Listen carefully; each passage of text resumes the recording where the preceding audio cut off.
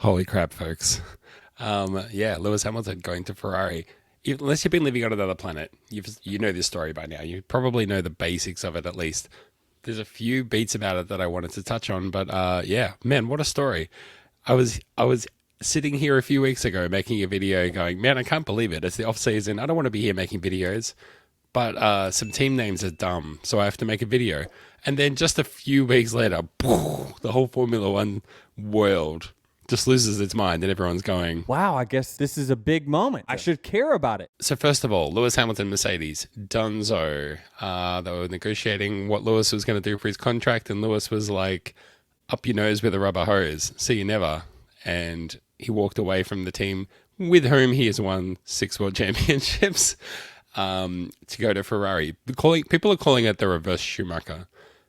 Long time partnership between driver and team, very, very successful. And then you leave, and then you go to the other team. Schumacher went from Ferrari to Mercedes. Hamilton going the other way. In the twilight of the careers too, you should say. I was thinking, man, Lewis has been driving a Mercedes for a long time. Now he's going to be going to Ferrari. And remember when he left McLaren and he went to Mercedes, and then he was driving in that race and he pulled into the pits and he went into the wrong pit stop? Whew. Yeah, I haven't forgotten. So the details, here we go. Lewis and Mercedes have agreed to see other people. Apparently, Lewis released a statement where he said, "It's always been my dream to work with historic and passionate people like Adam Driver." Toto said that he learnt about that the move was on, when Lewis came over to his house the other day for breakfast.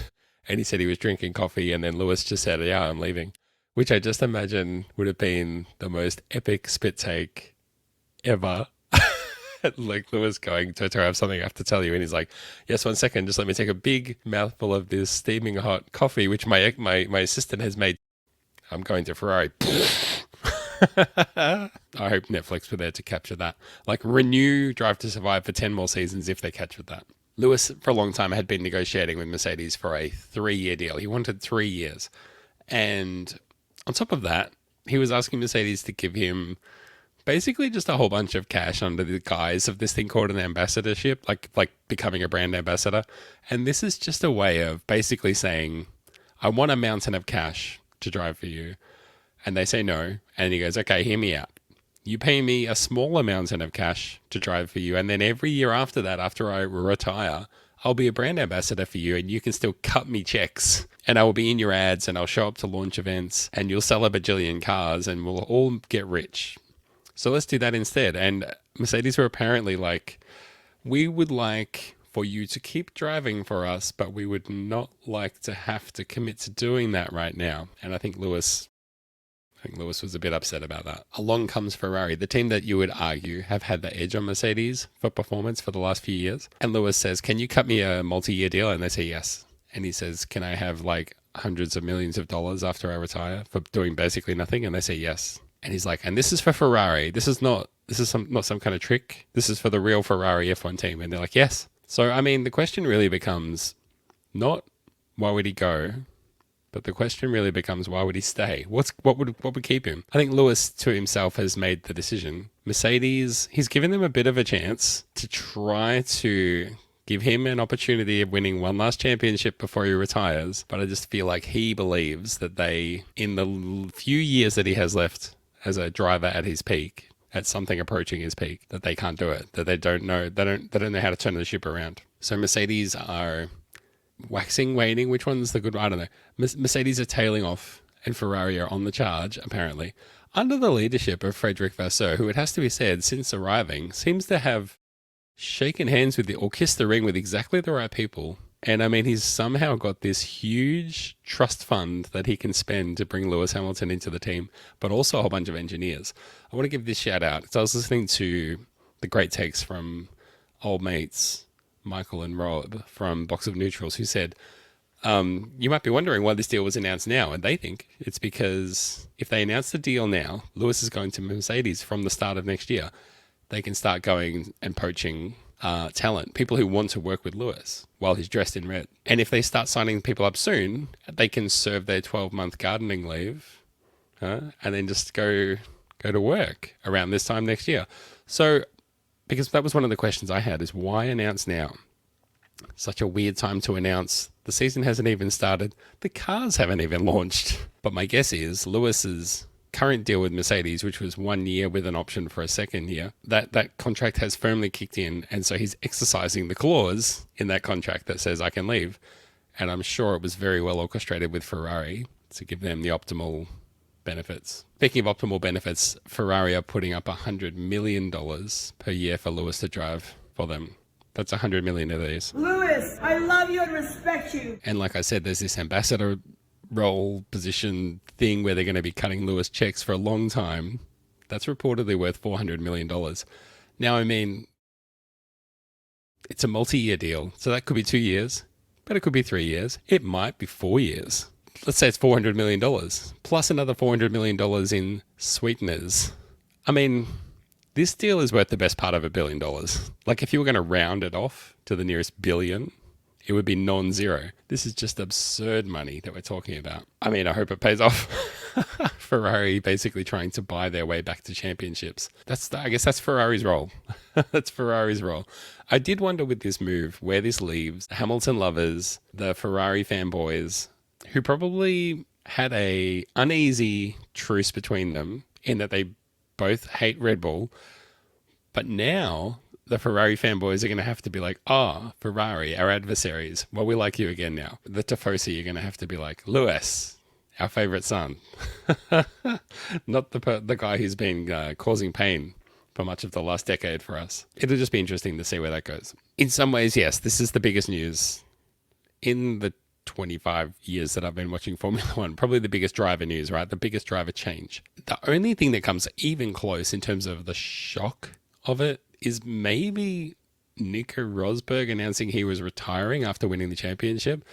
Now, I'm not saying it's on the same level for how much people care. I feel like a lot of people, when Nico Rosberg said I'm retiring, they were like, I think it was the shock value that I'm trying to equate here. And then some people knew that this Lewis to Ferrari deal was happening, perhaps, but it did seem to be pretty well under wraps. And unlike a lot of deals that might have been announced at a more fortuitous time, say the Italian Grand Prix or the Monaco Grand Prix or the Silverstone Grand Prix, this deal has been announced very early. So it didn't have time for whispers and sort of, people to cast aspersions about the deal. It's just, it happened and it's been announced. Toto found out on Wednesday and he announced it on Thursday after telling the team. I saw this news article that was like, Toto breaks his silence. And I was like, what? You mean he learned about it and then he talked about it? Yeah, he broke his silence. Anyway, what is happening with Lewis Hamilton's movie? I heard a few months ago that the producers had said all the footage that we've shot is going to go into the bin. It's all on the cutting room floor. And I was like, my God, what a waste. I have to wonder whether, because the movie wasn't going to come out for a couple of years, did Ferrari have something to do with this? Did they say, hey, Lewis, if we're paying you close to $1 billion, we're not going to have you producing a movie where you're driving for Mercedes. You have to delay. You have to either wait and shoot it when you're a Ferrari driver or something else. We have to come up with something else. I just wonder. Obviously, the reactions have been out there. The reactions are, Max Verstappen, first of all, weighed in. He said this. Mate, where's the toilet paper? Exactly. And then Toto Wolff, well, he's got to find a new driver. So he'll be talking to lots of people and he'll be saying, the car is bad, we know, please drive it. There's a couple of names, I guess, for people who we might be able to get. Obviously, Carlos Sainz is available. Lots of people saying, will he get Sebastian Vettel back in? Maybe Nico Rosberg could come back in. Maybe Romain Grosjean might come back in. Actually, someone pointed out too, didn't Mercedes offer Grosjean the chance to drive their car and then never follow through? Maybe they could do that, huh? DC? Is DC going to polish off his PowerPoint and erase Christian Horner and put in Toto Wolff? If you track changes, will it say, I'd love to drive for Red Bull? No, edit. I'd love to drive for Mercedes. But some serious names. I mean, who could partner George Russell at Mercedes? Obviously, you've got Alex Albon. A wild card move could be in the cards.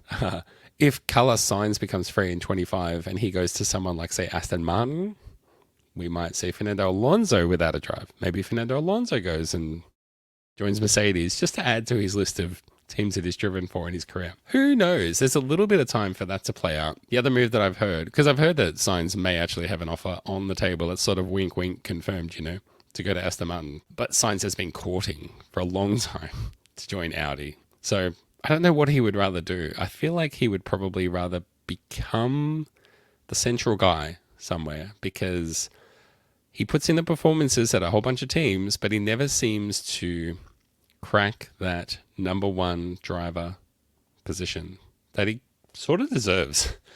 Now, it's not to say that Audi's going to come straight in and be like the top dog, but at least if you're number one of the team like that, you can build something for a few years, and then you never know. So where to for Sainz is one question. Who will step in at Mercedes? Another question. How's George Russell going to do? How is he going to go? After looking pretty solid the first few years of his career in Formula One, I have to say, he's had the shakes of late. So he's got to shake that off. He's got to turn that around.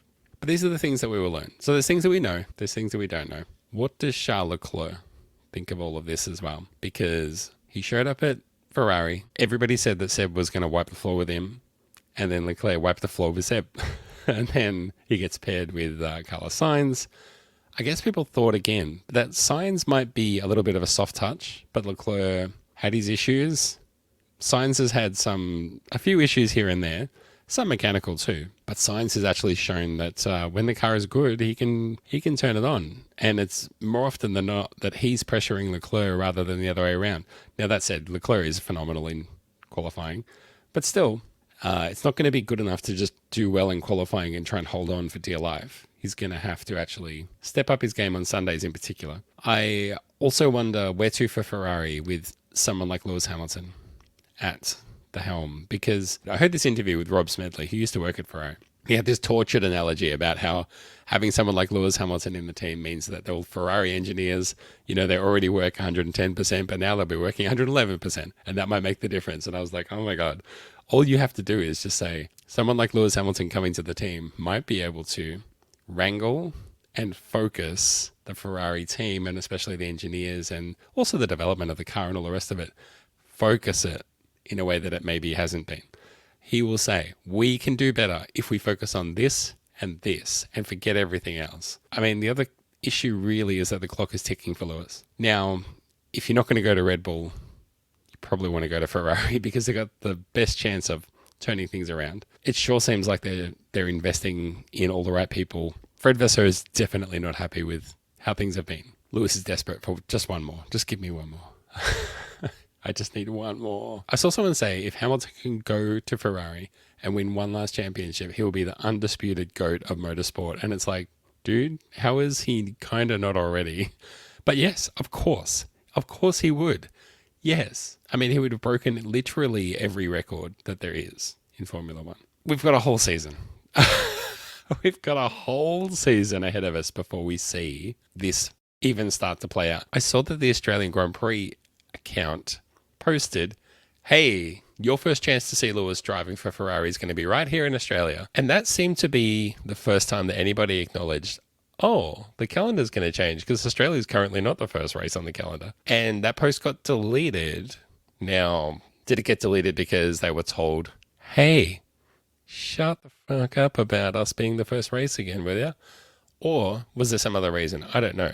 But that said, after they posted that, every man and his dog has been saying Australia is going to be the first race. And that's going to be the first time you see Lewis and Ferrari. So they may as well just put it back up. Cat's out of the bag now. But everyone who comes out to see Lewis racing for Ferrari in Australia, I'll see you there.